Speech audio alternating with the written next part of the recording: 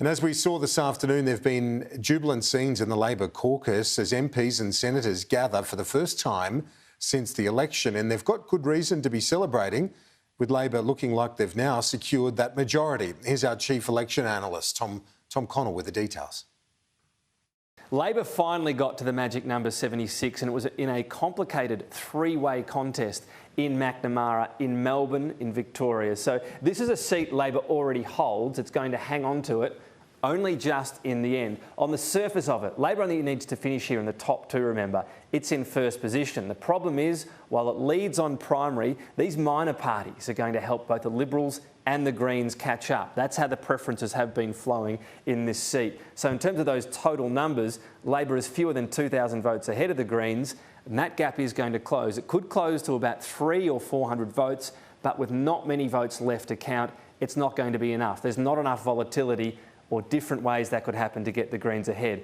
What does that mean? Well, this complicated three-way contest becomes a simple two-party preferred of Labor versus the Liberal Party, and that is an easy win for Labor. They get there. They get to the magic number 76, and they have their majority. So from there, can they get to 77 and have a buffer in case something goes wrong? Also to appoint a Speaker and still have a majority? Well, the answer is yes. They're likely, not certain yet, likely to get the seat of Gilmore. This is a seat that's been bouncing around a lot. Just looking at the two-party preferred, you can see Labor's lead is tiny. That's 142 votes. The problem right now for Andrew Constance is he is actually likely to fall further behind. Why is that? Well, it comes down to the types of votes that are left to be counted right now. Absent votes. There are still more absent votes out there, and they've been breaking terribly for the Liberal Party. You can see here two-party preferred, 69.73. Labor nearly getting 70% of those absent votes. That's likely to come back a bit, but what it tells you is we're very unlikely to see Andrew Constance make more ground in absent votes. He'll go further behind,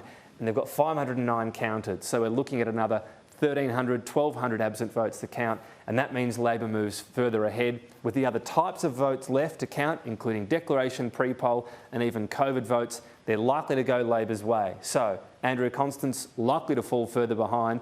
We want to see a few more votes before calling that. Where do we end up? In the likelihood, it is going to be Labor, 76 now, up to 77, the Coalition up to 58. So those two undecideds, one will go to Labor. That other undecided seat for now is Deakin. We're still calling that for the Coalition. So it becomes 77 to 58, a majority for Labor, and the Coalition losing a net 18 seats at this election.